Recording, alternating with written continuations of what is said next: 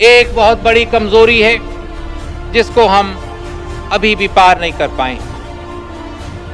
बहुत शिकायतें मुझे मिलती हैं कि हमारे कार्यक्रम पूरे तरह से देहात तक, जमीन तक, लोगों के घरों तक नहीं पहुंच पाते।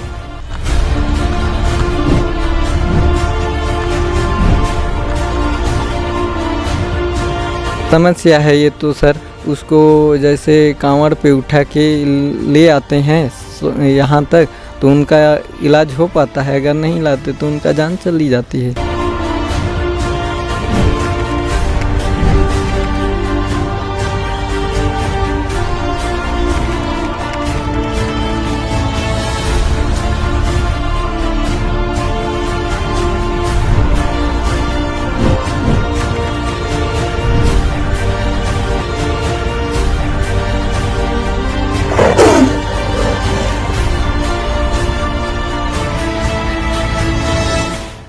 कॉर्पोरेट लेवल की पत्रकारिता के दौर में आप ज़रूर अच्छे बड़े बड़े मीडिया संस्थानों को देखते होंगे कि सेलिब्रिटी लाइफ को आजकल ज़्यादा दिखाया जा रहा है और जो डिबेट की एक प्रणाली हो गई है उसमें भी लगभग जो सब्जेक्ट हैं वो लिमिटेड हो गए हैं।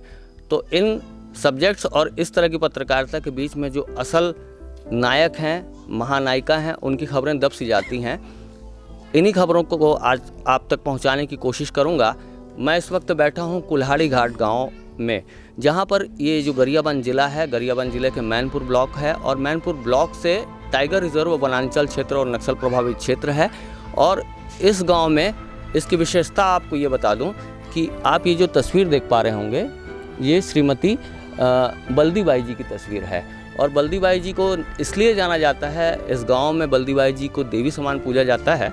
और उसके पीछे कारण ये है कि जब इस गाँव के पीछे एक बार अचानक से 1985 का वो दौर चल रहा था जब देश के पूर्व प्रधानमंत्री राजीव गांधी जी का चॉपर यहाँ अचानक से उतर जाता है और अचानक से वो इस गांव के ग्रामीण जनजीवन को देखने के लिए आन पड़ते हैं।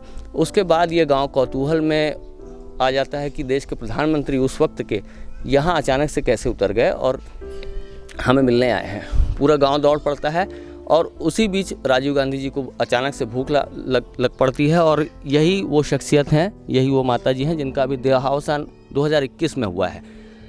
तो उनके हाथों कंदमूल राजीव गांधी जी ने ग्रहण किए थे और ये उस वक्त जो दौर था, ये गांव दूर दराज सड़कें नहीं थी, दूर दराज से कटा हुआ था और यहाँ पर सभ्यता लगभग एक आदिम सभ्यता कही जा सकती थी, जहाँ पर जो खान पान का जो तौर तरीका था वो कंदमूल और पेड़ों से तोड़े हुए फल फूल थे।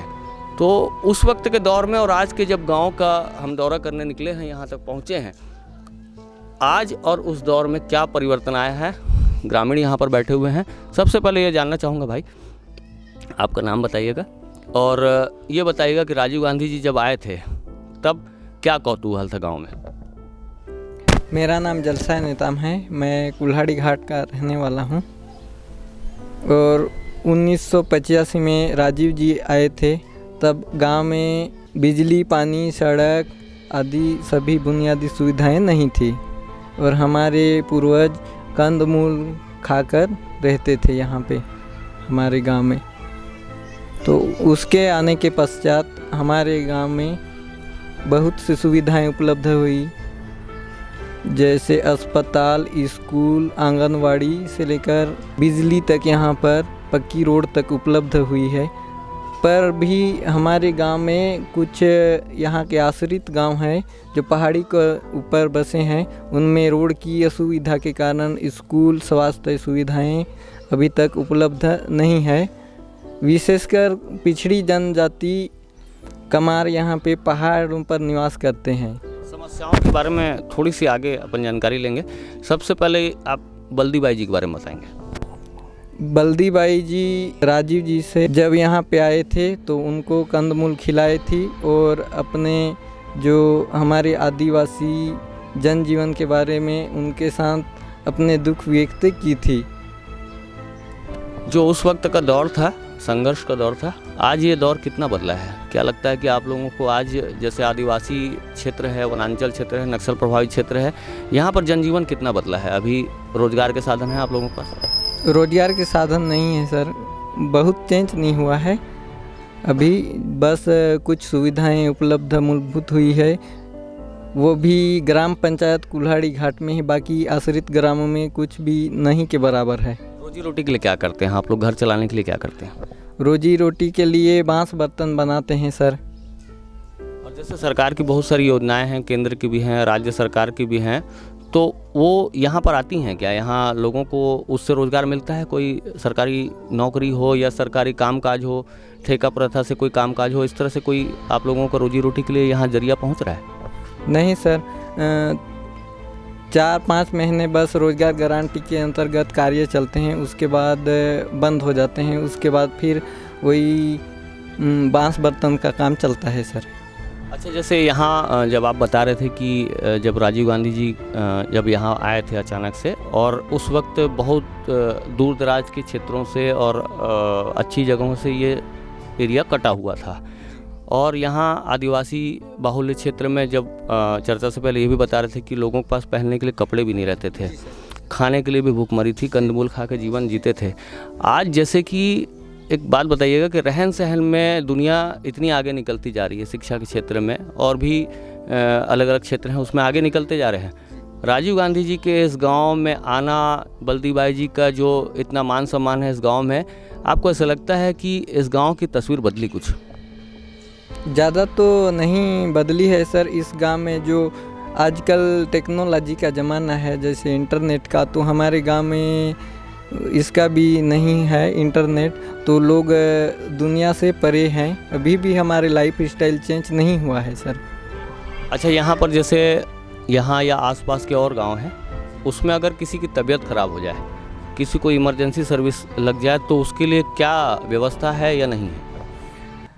इमरजेंसी व्यवस्था कुछ भी नहीं है सर, नहीं के बराबर, और कुछ भी नहीं है सर।